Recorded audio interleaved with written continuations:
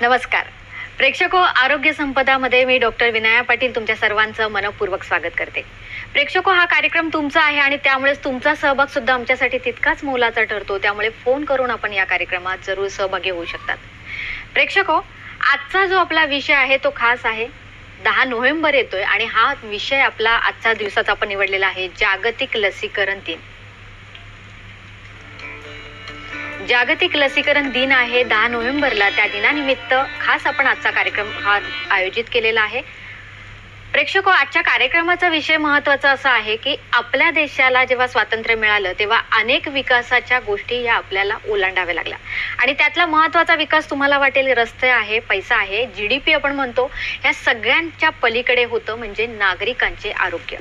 या नागरिकांचे आरोग्य जेव्हा आपण अबाधित ठेवतो त्यात महत्त्वाचा पाया म्हणू शकतो तो ठेवला होता लसीकरणाने. लसीकरण हे इतकं महत्त्वाचं ठरलं की त्यामुळे माता आणि बालकांचं आरोग्य हे आपण अगदी उत्तम प्रकारे ठेवू शकलो आणि तोच एक निकष ठरतो तो म्हणजे भारताच्या विकासाचा दर ठरवण्याचा. हा इतका महत्त्वाचा मुद्दा असून सुद्धा आत्तापर्यंत आपल्याकडे तितकं म्हणावं तितकं काही दृष्ट्या या विषयाकडे दुर्लक्ष केलं जातं. कधी कधी असं म्हणतात की काही लसी घेतल्या जातात, काही लसी नाही घेतल्या जात, पण असं करू नये, किंबहुना याची जनजागृती व्हावी म्हणूनच खास आपण आजचा विषय निवडलेला आहे, जागतिक लसीकरण दिन, जो 10 नोव्हेंबरला आहे. आणि यासाठीच आज आपल्याला मार्गदर्शन करायला लाभलेले आहेत 2 डॉक्टर आपल्याकडे आलेले आहेत. आपले पहिले डॉक्टर आहेत डॉक्टर यशवंत राघू गबाले. नमस्कार डॉक्टर, आरोग्य संपदामध्ये आपले स्वागत आहे. प्रेक्षको, डॉक्टरांची माहिती अशी आहे, डॉक्टर यशवंत राघू गबाले हे सायन रुग्णालय येथे बालरोग चिकित्सा विभागाचे अतिरिक्त प्राध्यापक आहेत. गेल्या 25 वर्षापासून डॉक्टर प्रख्यात बालरोग तज्ज्ञ म्हणून प्रसिद्ध आहेत. विशेष म्हणजे सायन हॉस्पिटल येथेच HIV बाधित मुलांचे जे विभाग आहेत तसेच कुपोषणग्रस्त बालक जे असतात त्या विभागाचे डॉक्टर इन्चार्ज म्हणून कार्यरत आहेत. त्यामुळे डॉक्टरांकडे बालकांना जो उपचार करण्याचा आहे तो प्रख्यात असा डॉक्टरांकडे सेवाभाव आहे. डॉक्टरांकडे अनेक अनुभव आहेत, ते आपल्यासोबत डॉक्टर आपल्याला शेअर करणार आहेत. याशिवाय आपल्याकडे दुसरे डॉक्टर आलेले आहेत डॉक्टर संगीता पेडणेकर. नमस्कार डॉक्टर, आरोग्य संपदामध्ये आपले स्वागत आहे. नमस्कार प्रेक्षको, डॉक्टरांची माहिती अशी आहे, डॉक्टर संगीता पेडणेकर या सायन रुग्णालय येथे औषध वैद्यकशास्त्र या विभागात प्राध्यापिका म्हणून कार्यरत आहेत. तसेच डॉक्टर गेल्या 30 वर्षापासून युनिट प्रमुख म्हणून सुद्धा कार्यरत आहेत. 30 वर्षापासून प्रख्यात MD औषध वैद्यकशास्त्रात म्हणून डॉक्टर सेवा पुरवत आहेत. गेल्या 10 वर्षापासून डॉक्टर ज्येष्ठ नागरिकांसाठी सुद्धा आपले सेवाभाव देत आहेत आणि कार्य करत आहेत. विशेष म्हणजे मेडिकल एज्युकेशन फेलोशिपमध्ये इंटरनॅशनल फीमर ही पदवी सुद्धा डॉक्टरांनी संपादन केली आहेत. 80हून अधिक शोध निबंध तसेच विविध विषयांमध्ये डॉक्टरांचे व्याख्यान, वैद्यकीय विषयपर व्याख्यानं झालेली आहेत, त्या डॉक्टर मार्गदर्शन देत असतात. तर आजचा विषय फार महत्त्वपूर्ण आहे. तुमच्याही मनात अनेक प्रश्न येत असतील की इंजेक्शन दिल्यानंतर काय त्रास होतो, एखादी लस घेतलीच नाही तर काय होतंय, आमच्या वेळी असं नव्हतं आणि आता इतकं का, अनेक प्रश्न असतील ते आमच्यापर्यंत जरूर पोहोचू द्या. त्यासाठी आमचे फोन नंबर आहेत 022 हा मुंबईचा कोड क्रमांक आहे आणि लँडलाईन नंबर आहे 2490805024988050. चला तर मग कार्यक्रमाला सुरुवात करूया. प्रेक्षको, लस म्हटल्यानंतर काय असतं याची माहिती आपल्याला घेणं गरजेचं आहे, कारण थोडंसं शास्त्र जर आपण समजून घेतलं तर त्यामागचा आपल्याला मिळणारा हेतू हा सुद्धा छान ठरतो. डॉक्टर संगीता पेडणेकर मॅडम, तुम्ही काय सांगणार आहात आमच्या सर्व प्रेक्षकांसाठी की लस म्हणजे काय आणि ती आपल्या शरीरात गेल्यावर कसे काम करते? सर्वप्रथम दूरदर्शनच्या सह्याद्री चॅनेलच्या या आरोग्य संपदा कार्यक्रमात आम्हाला चर्चेसाठी बोलवण्यात आलं आहे, त्यामुळे मी त्यांचे आभार मानते. आणि 10 नोव्हेंबर हा जागतिक लसीकरण दिन म्हणून ते साजरा करतायत, त्याच्याबद्दल जनजागृती माहिती देत आहेत, त्याबद्दल त्यांचे अभिनंदनही करते आहे. तर लस म्हणजे वॅक्सिन. आता भारताने वैद्यकशास्त्रात लक्षणीय प्रगती केलेली आहे आणि लसीकरणाचे महत्त्व पटवून जवळजवळ 77% मुलांना लसीकरण करण्यात आलेले आहे. सो ही नेत्रदीपक प्रगती आहे. लस म्हणजे इंग्लिशमध्ये त्याला वॅक्सिन असं म्हणतात. ते एक आयदर ते तोंडावाटे दिले जाते किंवा इंजेक्शन, ह्या 2 स्वरूपात दिले जाते. ते लस म्हणजे वॅक्सिनमध्ये आपल्याला जे आजार होतात त्याच्यातले जे विकार होतात त्याच्यातले जे जंतू असतात त्याचं मृत प्रमाणात किंवा अंशतः प्रमाणात लसीमध्ये प्रमाण असतं आणि ते जेव्हा शरीरावाटे गेले आपण देतो लस वॅक्सिन एखाद्या व्यक्तीला, तर त्या व्यक्तीमध्ये अँटीबॉडीज तयार होतात. त्या अँटीबॉडीजला आपण प्रतिजैवक असं म्हणतो. ही प्रतिजैवक खूपच संरक्षण देणारी कार्यरत करतं आणि हे हळूहळू लस दिल्यानंतर त्याचा एक सापळाच आपल्या शरीरात निर्माण होतो. आणि जेव्हा त्या व्यक्तीला तोच विकार होतो तेव्हा त्याचे स्वरूप खूप सौम्य स्वरूपाचे होते. त्याची गुंतागुंत किंवा आपण कॉम्प्लिकेशन्स म्हणतो सायंटिफिक लँग्वेजमध्ये, भाषेमध्ये, ते होत नाही किंवा कमी प्रमाणात होतं. आणि जेव्हा ही अँटीबॉडीज प्रतिजैवक तयार होतात लसीकरण केल्यामुळे, तेव्हा हे अँटीबॉडीचा एक शृंखलाच तयार होते. आणि इवन दुसऱ्या व्यक्तींनाही जेव्हा हा त्रासलेला रुग्ण आजार पसरवतो त्याचे प्रमाण कमी होते, ती शृंखला कंट्रोलमध्ये आटोक्यात येते आणि त्या रोग प्रसारण होण्याचं प्रमाण कमी होतं आणि कदाचित तो रोग नाहीसाही होऊ शकतो. सो लसीकरण हे एक भारताने मिळवलेले नेत्रदीपक दैदिप्यमान यश आहे आणि आपण हे अनुभवलं आहेच आपल्या कोविड-19 ह्या भारतात पसरलेल्या लाटेमध्ये. आणि खरंच कौतुकास्पद, अभिमानास्पद बाब आहे. नक्कीच डॉक्टर, म्हणजे कोविडमुळे सगळ्यांनाच कळालं लस ही फार महत्वाची ठरते. ती आपल्याला अनेक आजारांपासून आपण बचाव करू शकतो. डॉक्टर, सगळ्यांना माहिती आहे की त्याचे फायदे होतात, पण तुम्ही खास करून काय सांगणार आहात वैद्यकीय दृष्ट्या की लसीकरणामुळे काय काय फायदे होऊ शकतात? नमस्कार. जसं मॅडमनी सांगितल्याप्रमाणे लस देणं फार महत्त्वाचं असतं. लस जी असते त्याच्यात सबळ जंतू नसतात, तर ते जेव्हा आपण लस एखाद्या बालकाच्या शरीरात देतो तर त्याच्या अगेन्स्ट आपल्याला अँटीबॉडीज तयार होते आणि इम्युनिटी जे म्हणतो रोगप्रतिशक्ती ती तयार होते. त्यामुळे जे लहान मुलं जे असतात जन्मताच त्यांची रोगप्रतिशक्ती फार कमी असते. जेव्हा आपण लस देतो तेव्हा त्यांची रोगप्रतिशक्ती वाढण्यास मदत होते आणि ही मदत आपण लहानपणापासून वॅक्सिन दिले तर ते बाळ सुदृढ राहतं, गुटगुटीत राहतं आणि त्याची वाढ व्यवस्थित होते. जर एखादा बाळ कमजोर असेल, त्याला लस नाही दिली तर त्याला दुसरे जे आजार असतात, जे संधिसाधू आजार असतात, ते होण्याचे चान्सेस जास्त असतात. जसं स्लाइडमध्ये दाखवल्याप्रमाणे तुम्ही बघत असाल की लसीकरणाचे फायदे काय काय असतात, की त्याच्यामुळे रोग होण्याचा धोका जो असतो तो कमी होतो. म्हणजे लस म्हणजे एक आपण कवच कुंडलच म्हणूया लहान बालकाची, की ती देणं फार गरजेचं असतं. आणि ह्यामुळे काय होतं, लहान मुलांना जे काही संसर्गजन्य आजार असतात ते मुलं एक्सपोज असतात, त्याच्यातून त्यांचा बचाव होतो आणि त्यांचं पोषण आणि वाढ उत्तम होण्यास फार मदत होते. आणि जे बाळ निरोगी असेल, आजारी पडत नसेल, त्या घरात पण आनंदी असं वातावरण असतं. त्यामुळे लहानपणापासूनच सगळ्या बालकांना लसी देणं फार महत्वाचं आहे. अगदी बरोबर डॉक्टर, तुमचा शेवटचा मुद्दा अगदी महत्वाचा आहे. कारण खरंच जर ते बालक गुटगुटीत आणि सुदृढ असेल तर सगळं घर हसत असतं, बाळ रडलं तर सगळं घरही रडतं. अगदी फार छान आणि उत्तम मुद्दा आहे तो. डॉक्टर, थोडक्यात राष्ट्रीय लसीकरण मोहीम जी आहे ती फार महत्वाची आपल्या देशात ठरलेली आहे आणि ती त्याची म्हणजे आपण म्हणू शकतो इतिहास काय, आपल्याला का सुरू करावी लागली आणि कशी आपण ती राबवतो? आता लसीकरण जे भारतामध्ये पहिलं होतं त्याचं प्रमाण फार कमी होतं. तर 1985 पासून राष्ट्रीय लसीकरण मोहीम राबवण्यात आली आणि त्याच्यामध्ये हे जे वॅक्सिन्स होते ते सर्व बालकांना आपण मोफत देतो. सरकारी सर्व केंद्रामध्ये हे मोफत उपलब्ध असतात, त्यामुळे त्याचा आपण फायदा घेतला पाहिजे. आणि जन्मापासून ते 12 वर्षापर्यंत आपण सगळेच वॅक्सिन आता मुलांना देतोय. आणि आता तर आपण जे पहिले महाग वॅक्सिन्स होते ते पण आपण इम्युनायझेशन शेड्यूलमध्ये इन्क्लूड केले. त्यामुळे आता आपण सर्वच मुलांना मोफत दरात ह्या लसी आपण देतोय आणि त्यामुळे त्यांचं आरोग्य उत्तम राहू शकतं.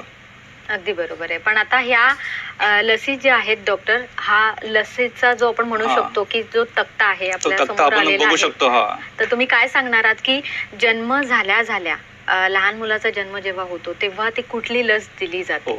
आता बाळ जेव्हा जन्माला येतं तेव्हा सर्वप्रथम त्याला BCGचं लस देतं. BCG मुळे काय होतं, ती BCG लस आपण त्याला डाव्या दंडावती देतो, त्याच्यामुळे त्याला TB पासून प्रोटेक्शन मिळतं. ही लस देणं फार महत्वाचं असतं, कारण ही जर लस नाही भेटली तर TB आपल्या भारतामध्ये एवढं त्याचं प्रमाण आहे की प्रत्येक 10 व्यक्ती मागे एक लहान बालक असू शकतो TB ग्रस्त. त्यामुळे ही लस देणं फार गरजेचं आहे. ही लस दिल्यामुळे काय होतं की त्याला TB पासून जीवघेण्या आजारापासून संरक्षण मिळतं. जास्त करून जो मेंदूचा TB असतो तो जीवघेणा असतो, त्यापासून प्रोटेक्शन मिळतं. दुसरी जी लस असते त्याला जन्मताच आपण ओरल पोलिओ डोस देतो आणि त्याला कावीळची पण एक लस देतो आपण, त्याला 0 डोस म्हणतो. तर ते पण देणं फार गरजेचं आहे, कारण असं पण आपल्या लक्षात आलंय की कावीळची डोस जर आपण नाही दिली तर ह्या बालकांना समजा मातेला कावीळ असेल, रक्ताची कावीळ, ज्याला हेपॅटायटिस B म्हणतो, तर अशा मुलांना ते संसर्ग होऊन जर त्यांना तो संसर्ग झाला तर त्यांना कॅन्सर होण्याचं प्रमाण, लिव्हरचं कॅन्सर होण्याचं प्रमाण वाढतं आणि त्यामुळे ते हेपॅटायटिस बी ग्रस्त म्हणून राहतात आणि त्यामुळे त्यांना ते प्रोटेक्शन मिळण्यासाठी आपण 0 डोस देतो. आणि नंतर मग जेव्हा बाळ 6 आठवड्याचं होतं तेव्हा आपण त्याला तक्त्यावरून दाखवल्याप्रमाणे ह्या लसी देऊ शकतो की परत पोलिओची डोस, नंतर त्याच्यावर आपण पेंटावॅलन ज्याच्यामध्ये 5 लसी असतात, डिप्थेरिया, पर्टुसिस, टेटनस, या DPT म्हणजे त्रिगुणी लस, त्याबरोबर हेपॅटायटिस बी ची लस आणि हिप वॅक्सिन, अशा 5 ह्या लसी एकत्रित आपण देतो आणि 6, 10 आणि 14 आठवडे असे एक महिन्याच्या अंतरावरती आपण हा लसीकरण देतो. त्याचबरोबर आपण रोटा व्हायरस जी आहे, जे जुलाबापासून मुलांना प्रोटेक्शन देते, ते ओरली आपण त्याचे डोस देतो. आणि IPV ही जी लस आहे, जसं 2 प्रकारचे वॅक्सिन असतात. एक ओरल पोलिओ जो तोंडाने आपण 2 थेंब देतो पोलिओचं, त्याने गट इम्युनिटी मिळते, आणि IPV जी ह्युमरल इम्युनिटी देते. तर ह्या पण आपण 2 डोसेस देतो 6 आणि 14 आठवड्यावरती. अच्छा डॉक्टर, जसं तुम्ही आता सांगितलं की जन्म झाल्या बालकांना हे इंजेक्शन लस दिली जाते, डाव्या दंडावर दिली जाते BCG. पण अजूनही असं काही प्रमाण आहे आपल्या देशात की पूर्णपणे बालकांचे जन्म हे रुग्णालयात होताना दिसत नाहीये. कारण रुग्णालयात झालं तर हे आपण त्या बालकांपर्यंत लगेच पोहोचू शकतो. पण असे खेडे आहेत, वस्ती आहेत किंवा जागोजागी स्थलांतरित असणारे काही लोक असतात, त्यावेळेला बालकांचे जन्म हे घरी होताना दिसतात. तर अशा वेळेला अशा लोकांनी काय करावं? तर जरूर त्यांच्यासाठी काय सांगणार? आता आम्ही टर्शरी केअर मध्ये असल्यामुळे आम्ही असे बरेच स्थलांतरित पेशंट बघतो OPD मध्ये, ज्यांना वॅक्सिन भेटल्यानंतर घरीच डिलिव्हरी झाले असतात. असे जेव्हा बालकं आमच्याकडे येतात तर तेव्हा आम्ही त्यांना लस देण्याचा सल्ला देतो. तर जरूर तुम्ही जर असं कोणी आढळलं तर त्यांना कृपया जवळच्या रुग्णालयात घेऊन जा, तर त्यांना ही लस मोफत दिली जाईल. BCG भेटलं नसेल तर आपण BCG लस देऊ शकतो. पोलिओ, त्याबरोबर ते त्रिगुणी लस सांगितली, पेंटावॅलनची, ती देऊ शकतो. आणि त्याप्रमाणे आपण त्यांचं कॅचअप वॅक्सिनेशन करू शकतो. आणि प्रत्येक मुलाला आपण एक कार्ड देतो, वॅक्सिनेशन कार्ड देतो गव्हर्नमेंट ऑफ इंडिया तर्फे. तर ते कार्ड आपण त्यांना देऊ शकतो आणि ते कार्ड त्यांनी प्रत्येक वेळेला कॅरी करायचं. त्या प्रत्येक कार्डवरती आपण लिहितो की पुढची लस कुठली आहे, ती त्याचा आपण तारीख, दिनांक लिहिलेला असतो आणि ती लस आपण त्यांना देऊ शकतो. नक्कीच. म्हणजे हे कार्ड जो आहे किंवा तक्ता आहे तो सांभाळणं गरजेचं आहे. कारण या लसींची जी नावं आहेत त्यांच्यामध्ये काय काय असणार आहेत हे त्या तक्त्यावर लिहिलेलं असतं. प्रत्येक वेळेला, बऱ्याच वेळेला पालक हे सांगू शकत नाही की कुठली लस दिली आहे, अंदाजे बोललं जातं, पण इथे अंदाज नाही चालणार. तर तुमच्याकडे तक्ता असेल तर कळू शकतं की बालकाला कुठले कुठले लसीकरण. आणि आपण त्याच्यावर तारीख टाकून देतो की ह्या तारखेला तुम्ही यायचंय. समजा ती तारीख मिस झाली तर लवकरात लवकर 2-3 दिवसात पण तुम्ही ती लस देऊ शकता. कारण का, जास्त तो तुम्ही अंतर घेतलं तर ते अँटीबॉडी जे तयार होतात सेकंड डोजने, त्याचं प्रमाण कमी होऊ शकतं. नक्कीच. डॉक्टर तुम्ही आता लसीची आम्हाला सांगितली माहिती, अजून कुठल्या लसी आहेत जे आपण 14 आठवड्यानंतर, म्हणजे असं म्हणू शकतो की बालकाचा जन्म झाल्यानंतर आई आणि ते बालक हे बऱ्याच वेळेला लस घेतानाच आपल्याला दिसू शकतं. तर अजून काय काय कुठल्या लसी देणं गरजेचं? परत तो तक्ता बघू शकता की 9 महिन्याचे जेव्हा बाळ असतं तेव्हा त्याला आपण MR ची डोस देऊ शकतो. आणि त्याचसोबत आपण व्हिटॅमिन A चं पण पूरक मात्रा देतो, कारण व्हिटॅमिन A पण फार देणं गरजेचं असतं. बऱ्याच बालकांना जर व्हिटॅमिन A ची मात्रा नाही दिली तर त्यांना रातआंधळेपणासारखा आजार उद्भवू शकतो, त्यांची दृष्टी जाऊ शकते. त्याबरोबर त्या व्हिटॅमिन A ची मात्रा देणं फार गरजेचं असतं. हे झालं 9 महिन्याचं. जेव्हा बाळ 15 महिन्याचं होतं तेव्हा आपण त्याला MR चा दुसरा डोस देऊ शकतो. पुढच्या तक्त्यामध्ये तुम्ही बघू शकता. बरोबर. म्हणजे आपलं हे 9 महिनेपर्यंत. आणि बूस्टर डोस पण त्याचा 1.5 वर्षाचा तुम्ही देऊ शकता DPT चा. बरोबर आहे. मॅडम, तुमच्यासाठी एक महत्वाचा असा प्रश्न आहे की बालकांचं लसीकरण हे माहितीच आहे बऱ्याच जणांना, आजकाल त्याची जनजागृती बऱ्यापैकी आहे. पण बालकाचा जन्म होण्याआधीच जेव्हा गर्भवती माता असते तर तिचं लसीकरण होणं फार गरजेचं असतं. तर आपण काय सांगणार आहात की गर्भवती मातेने कुठले कुठले लसी घेणं गरजेचं आहे? हो, नक्कीच. गर्भवती महिला म्हणजे हे एक नाजूक विषय झालेला आहे, कारण त्यांना स्वतःची काळजी, स्वतःचे आरोग्य बघावे लागते. त्याचप्रमाणे पोटात असलेल्या बाळाचीही काळजी, आणि ते जन्मल्यानंतरही नॉर्मल असावे लागते. त्यामुळे गर्भवती महिलांमध्ये, आणि असं आढळून, सर्वेक्षणानुसार असं आढळून आले की त्यांची रोगप्रतिकारक शक्ती कमी होते. जसं वय वाढते तसंही, आणि गरोदर अवस्था या गर्भवती महिला ह्यांच्यामध्ये रोगप्रतिकारक शक्ती कमी होते, कारण ज्या आपल्या पेशी असतात संरक्षण, टी सेल, बी सेल आपण म्हणतो, त्यांची निर्मिती होण्याची किंवा त्यांची कार्यक्षमता थोड्या प्रमाणात कमीच होते. आणि त्यांना जर एखादा विकार किंवा जंतू संसर्ग झाला तर त्याचं स्वरूप सौम्य न राहता हे गुंतागुंतीचे होते. त्यामुळे हे आपण बघितले पाहिजे. आणि त्यांना गर्भवती माहितांना आम्ही टिटॅनस टॉक्सॉइड हे व्हॅक्सिन, ही लस आम्ही नियमित देतो. ही साधारण 3rd ट्रायमिस्टर म्हणजे 7, 8 आणि 9 महिन्यात दिली जाते. त्याचे 2 ते 3 डोस आम्ही देतो. त्यांच्या आधीच्या हिस्ट्रीवर, म्हणजे आधी त्यांच्याकडे जर माहिती असेल टिटॅनस टॉक्साइड घेतल्याची, त्याप्रमाणे हा डोस ठरवला जातो.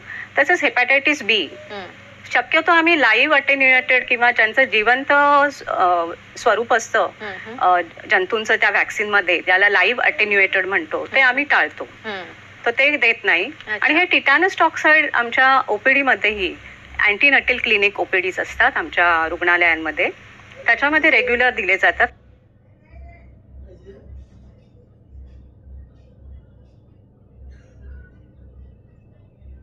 महिन्याला. आणि त्यामुळे त्यांना निओनेटल टिटॅनस म्हणजे जो बाळामध्ये निओनेटल जन्मताच जो अर्भकामध्ये निओनेटल टिटॅनस होतो, धनुर्वात, टिटॅनस म्हणजे धनुर्वात, त्याचे प्रमाण खूपच कमी होते आणि जवळजवळ नाहीसेच झालेले आहे असं आम्ही सांगू इच्छितो. कारण हा अभ्यास आम्ही केलेलाही आहे. त्यामुळे हे वॅक्सिनेशन, हेपॅटायटिस बी, टिटॅनस हे खूपच महत्वाचे आहे, ज्या करून त्यांचं ते गर्भवती आणि नंतर बाळाची प्रकृती खूप सुदृढ राहील. नक्कीच. प्रेक्षक हो, आपला जो देश आहे, जो उपखंड आहे, जिथे आपलं म्हणू शकतो की हवा, वारा, ऊन, पाणी आणि याच्यानुसार व्हायरस म्हणजे किटाणू, विषाणू, जीवाणू सुद्धा राहत असतात. आणि त्यानुसारच वेळोवेळी अनेक लसी हे आपल्याला भर टाकावी लागली, काही लसी या एकत्रितपणे द्याव्या लागल्या. पण याचा उपभोग आपण घेतोय का, ही जनजागृती आपल्यापर्यंत पोहोचली आहे का, यासाठीच आपण अनेक विषयांवर अजून चर्चा करणार आहोत. इथे वेळ झाली एका छोट्याशा विश्रांतीची. कुठेही जाऊ नका, बघत राहा कार्यक्रम आरोग्य संपदा. म्हणजे जवळच्या मॅडम जर शासकीय रुग्णालयात किंवा प्राथमिक उपचार केंद्राजवळ तुम्ही गेलात आणि तुम्ही स्वतः विचारणा केली की माझं वय इतकं आहे तर मी कुठल्या कुठल्या लसी घेऊ शकते, तर नक्कीच ते तुम्हाला सांगतील कुठल्या लसी घेतल्या पाहिजे आणि कुठल्या लसी तुम्ही या नंतर घेऊ शकतात. डॉक्टर, अजून एक महत्वाचा मुद्दा येतो की जगभर प्रवास करणारे किंवा देशातल्या देशात प्रवास करणारी काही लोक असतात, तर असं प्रवास करणाऱ्या लोकांसाठी सुद्धा काही वेगळ्या वॅक्सिन्स घेणं गरजेचं आहे. हे प्रवासी जर आपल्या भारतातून दुसऱ्या देशात जात असतील तर तिकडचे जे आजार आहेत त्याची माहिती त्यांनी प्रवासाच्या आधी समजून घेतली पाहिजे. आणि किंवा बाहेरचे प्रवासी जर आपल्याकडे येत असतील तर आपल्याकडे जे आजार आहेत त्याचा प्रादुर्भाव किती प्रमाणात आहे आणि तो कसा आटोक्यात येईल लसीकरणामुळे, तर ह्याच्यात वेगवेगळे लसीकरण म्हणजे हेपॅटायटिस ए, हेपॅटायटिस बी, येलो फिवर जे आज खूपच प्रिव्हॅलंट रोग आहे. आणि ही येलो फिवर मी अभिमानाने सांगू इच्छिते, आमच्या बृहन्मुंबई महापालिकेने आमच्या कुपर हॉस्पिटलमध्ये ही येलो फिवर व्हॅक्सिन उपलब्ध केलेली आहे गेल्या काही महिन्यांपासून, तर ती फ्रीली मिळते त्यांना. आणि त्याच्यानंतर रेबीज व्हॅक्सिन जर आपल्या देशामध्ये येत असतील तर ती सुचविली जाते, त्याचे डोसेस वेगवेगळे प्रमाण. टायफॉइड, कारण हा दूषित अन्नपदार्थांमुळे होणारा विषमज्वर हा रोग आहे, तर ती व्हॅक्सिन घेणं जी ओरलही तोंडावाटी दिली जाते किंवा इंजेक्शन पॉलिसॅकराइड असते तीही देऊ शकतो. नंतर हेपॅटायटिस बी 3 डोसेस. आणि जपानीज एन्केफेलायटिस जी आजकाल नवीन ॲडव्हान्स्ड प्रोग्राममध्ये समावेश केलेली आहे, तीही आम्ही सुचवतो पेशंटला. तर अशा वेगवेगळ्या आहेत व्हॅक्सिन्स. आणि हे त्यांच्या किती दिवस किती महिने ते त्या देशामध्ये राहत आहेत त्याच्यावरही अवलंबून असते. पण सूचित करणं हे खूपच गरजेचे आहे, ज्यामुळे रोग होणारही नाही, झाला तर त्याचं सौम्य स्वरूप होईल. नक्कीच. डॉक्टर यशवंत, तुम्ही खास करून कुपोषित आणि HIV बाधित जे मुलांचा जो विभाग आहे त्याचे इन्चार्ज आहेत. आता इथे असा एक प्रश्न पडतो की मग HIV बाधित मुलांना कसं इंजेक्शन दिलं जातं? फार महत्वाचा प्रश्न आहे. जे HIV बाधित बालकं असतात त्यांची इम्युनिटी कमी असते, तर त्याच्यामध्ये आमचे क्लिनिकल स्टेजिंग आम्ही बघतो, त्याचा व्हायरल लोड, CD4 काउंट बघतो. आणि जो ॲडव्हान्स डिझीजमध्ये असेल तर अशा बालकामध्ये आपण काही ज्या लाईव्ह अटेन्युएटेड लसी असतात त्या आपण अवॉइड करतो. पण जर त्याचा CD4 काउंट किंवा व्हायरल लोड चांगला असेल आणि त्याची इम्युनिटी चांगली असेल, म्हणजे एवढी खालवलेली नसेल, तर त्यांना आपण वॅक्सिन देणं फार गरजेचं आहे. अशा बालकांना आपण ऑप्शनल ज्या वॅक्सिन असतात त्या पण आपण देतो. म्हणजे आता मॅडमने सांगितल्याप्रमाणे त्यांना आपण चिकन पॉक्सची लस देऊ शकतो, तर त्याची इम्युनिटी चांगली आहे, व्हायरल लोड चांगला सिटी होतं, असं त्यांना लसी देऊ शकतो आणि त्यापासून त्यांचं प्रोटेक्शन होतं. कारण अशा बालकामध्ये जर त्यांना जर जोष्ट झाला, म्हणजे मॅडमने सांगितल्याप्रमाणे त्या डोळ्याची जोष्ट झाला तर पूर्ण डोळा गमावू शकतो. अशा आम्ही बऱ्याचशा केसेस बघितलेल्या आहेत. त्यामुळे ते चिकन पॉक्सचं वॅक्सिन त्यांना देणे, हेपॅटायटिस बी आम्ही बघतो त्यांना देणे, तर ह्या ऑप्शनल वॅक्सिन आम्ही त्यांच्यामध्ये देतो. आणि तसं तुम्ही दुसरा एक प्रश्न विचारला की जे कुपोषित बालकं असतात म्हणजे ते फार एकदम बारीक असतात, मसल मास पण नसतो, पण अशा दंडावर इंजेक्शन सुद्धा देतात, तर अशाला पण वॅक्सिन दिलं पाहिजे. तर त्यांचं पण आम्ही असेसमेंट करतो. जर ते एकदमच कमजोर असतील, खूप क्षीण असतील, तर तोपर्यंत त्यांचं त्याचं संगोपन व्यवस्थित होत नाही, त्यांना आम्ही आहाराचा सल्ला देतो. आमच्याकडे आहार पण आम्ही त्यांना उपलब्ध करतो, MNT देतो त्यांना. तर त्या अशा बालकांना थोडंसं सशक्त करून आपण त्यांना वॅक्सिन देऊ शकतो. पण वॅक्सिन त्यांना पण देणं फार गरजेचं असतं, कारण ते ऑलरेडी त्यांची इम्युनिटी कमी असते, तर अशांना आजार होण्याची शक्यता जास्त असते. त्यामुळे त्यांना पण वॅक्सिन लस देणं फार गरजेचं आणि हे डॉक्टरांच्या सल्ल्यानेच द्यावे, हे मी तुम्हाला सांगू इच्छितो. नक्कीच. मग डॉक्टर, अशा मुलांचं जर असा मसल मास म्हणजे आपले तेवढे स्नायू तेवढे नसतील तर मग कुठे इंजेक्शन दिलं जातं? जनरली आपण त्यांना मांडीवरती मसल मास त्यांना थोडंफार असतं, तर तिथे आपण इंजेक्शन देतो आणि ते पण एक्सपर्ट लोकांनी दिलेलं बरं पडेल असं मी तुम्हाला सांगू इच्छितो. कारण हे जे एक्सपर्ट जे असतात युजली मोठमोठ्या रुग्णालयात असतात आणि तिथे त्यांना माहित असतं की अशा मुलांना कसं लसीकरण द्यायचं. बरोबर आहे. डॉक्टर, बऱ्याच जाहिराती, बऱ्याच जनजागृती केल्या जातात हे प्रेक्षकांपर्यंत आणि त्याचा उद्देश असतो की या लसी तुम्ही घ्याव्यात. यातलाच एक महत्वाचा होता मिशन इंद्रधनुष्य. त्याविषयी आपण काय सांगणार आहात? हो, मिशन इंद्रधनुष्य 2014 मध्ये लॉन्च केला गेला भारत सरकारने. कारण वॅक्सिनेशन जे होतं त्याचा रेट थोडा कमी होता, तो कॅचअप वॅक्सिनेशनसाठी हा मिशन इंद्रधनुष्य आपण लॉन्च केला. इंद्रधनुष्य म्हणजे 7 रंगांनी बनलेलं असं तुम्हाला माहिती आहे. त्याचप्रमाणे ह्या 7 लसी ज्या प्रामुख्याने याच्यामध्ये आपण त्याचं वॅक्सिनेशनचं कव्हरेज वाढवलं, तर प्रामुख्याने डिप्थेरिया, पर्टुसिस, टेटॅनिस, ह्या 3 त्रिगुणी लस म्हणतो, त्या 3. चौथी जी होती ती हेपॅटायटिस बी, 5वी ओरल पोलिओ, 6वी BCG आणि 7वा मिझल्स. ह्या 7 लसींचं आपण कॅचअप प्रमाण वाढवलं आणि खूप सक्सेसफुल झालं ते. त्यानंतर आपण एक MR कॅम्पेन पण चालवली होती 2019च्या दरम्यान आणि त्याच्यामध्ये पण आपला MRचा तो रेट होता, तो वॅक्सिनेशन मिझल्स कव्हरेज तो फार चांगल्या प्रकारे वाढला. ते असं वॅक्सिनेशन ड्राईव्ह केल्यामुळे जसं तुम्ही तर आता मगाशी उच्चारण केलं की पोलिओ आपण हद्दपार केला. 2014 पासून पोलिओ आपण ह्याचमुळे हद्दपार करू शकलो की आपलं पूर्ण कॅम्पेन चालवलं गेलं पूर्ण भारतभर. त्यामुळे आपण पोलिओ निर्मूलन अचीव्ह करू शकलो आणि फार अभिमानाची गोष्ट आहे आपल्यासाठी. म्हणजे WHO ने आपल्याला सांगितलं 2014 मध्ये की तुम्ही समूळ नष्ट केलेला आहे, पण तरी सुद्धा यश हे अबाधित ठेवावं लागतं आणि आपल्याला पोलिओ ही मोहीम आहे, जे लसीकरण आहे ते आजतागायत चालू ठेवणार आहेत, पुढे सुद्धा चालू राहील. मॅडम, तुमच्याकडे एक महत्वाचा प्रश्न आहे, कारण HPV वॅक्सिन आहे जी ह्युमन पॅपिलोमा व्हायरस जो आहे तो खास आपण म्हणू शकतो की अजूनही तितकं मुलींपर्यंत त्याचं आपण म्हणू शकतो जनजागृती नाही. ती कधी घेतली पाहिजे? पाळी येण्याच्या आधी घेतली पाहिजे, पाळी आल्यानंतर घेतली पाहिजे आणि त्याच्यामुळे काय आपल्या आहारात समावेश करायला पाहिजे? आणि प्रौढ वर्गांमध्ये दुसरं आम्ही आढळतो तर ते प्रोटीन कॅलरी मॅलन्यूट्रिशन, PCM, जे आपण मुलांमध्ये, लहान मुलांमध्ये बघतो ते इव्हन प्रौढ व्यक्तींमध्येही आढळतं. तसेच कॅल्शियम, जसे वय वाढतं तसं हाडांची घनता, हाडं ठिसूळ बनतात, हाडांची घनता कमी होते, कॅल्शियम हाडांचं कमी होतं, स्नायू कमकुवत होतात. तर ह्यासाठी कॅल्शियमचे प्रमाण, व्हिटॅमिन D ही इतरही आहारातल्या बाबी ज्या आहेत, छोट्या छोट्या प्रमाणात छोटे छोटे घटक जे आहेत ते संतुलित ठेवायला पाहिजे. सो आहार, विहार, विचार आणि उपचार ही जी चतुसूत्री आहे ती आपण योग्य प्रमाणात प्रौढ वर्गांमध्ये, प्रौढ रुग्णांमध्ये ठेवली पाहिजे, ज्यामुळे त्यांचा वृद्धापकाळही हा सुकर आणि निरोगी होईल. अगदी बरोबर आहे. खूप छान प्रश्न डॉक्टर तुम्ही उत्तर दिलेलं आहे. डॉक्टर, तुम्ही काय सांगणार आहात? कारण लहान मुलं म्हणजे थोडी मुडी असतात, खाण्यापिण्यासाठी अगदी पालक सुद्धा बाहेरच्या डब्यांमध्ये म्हणजे त्याच्यावर अवलंबून असतात, तर त्यांचा आहार हा कसा, किती महत्वपूर्ण ठरतो? हो, नक्कीच. अगदी थोडक्यात लहान बालकांना तर मी सांगतो की 6 महिन्यापर्यंत त्यांना स्तनपान करणं फार गरजेचं असतं. कारण 6 महिन्यापर्यंत आईचं दूध असतं ते बाळासाठी पूरक असतं आणि सर्व त्याला प्रथिनं, त्याला कॅलरीज वगैरे त्याच्या मात्रामध्ये मिळतात. आणि 6 महिन्यानंतर आपण पूरक आहार त्याला चालू केला पाहिजे आणि तो आपण ग्रॅज्युअली चालू करतो, म्हणजे सेमी सॉलिड टू सॉलिड असं आपण ग्रॅज्युअली इंट्रोड्यूस करतो. आणि आपण घरामध्ये जे काय खातो ते आपण सर्व 1 वर्षापर्यंत त्याला बालकाला दिलं पाहिजे. आणि जर मुलांना तेव्हाच इंट्रोड्यूस नाही केलं तर मुलं बऱ्याच वेळा जंक फूडकडे जातात आणि जंक फूडमध्ये गेल्यामुळे त्यांना व्यवस्थित कॅलरीज प्रोटीन मिळत नाही. त्यामुळे त्यांचं संतुलित आहार मॅडमने सांगितल्याप्रमाणे की प्रोटीन एनर्जी मालन्यूट्रिशन, म्हणजे मालन्यूट्रिशन हा प्रकार आहे खूप जास्त असतो 5 वर्षाच्या बालकामध्ये 5 वर्षापर्यंत, तर त्याला आळा बसेल. नक्कीच. प्रेक्षको, आपण असं म्हणू शकतो की बालक म्हणजे आपलं भवितव्य आहे, आपल्या देशाचं भवितव्य. ते एकीकडे ज्येष्ठ नागरिक हे त्यांनी केलेल्या कामाच्या अनुभवावर आपला देश हा उभं राहिलेला असतो. थोडक्यात दोघांची सांगड ठेवणं हे आपलं काम आहे. दोघांचं सुद्धा लसीकरण हे महत्वाचं आहे.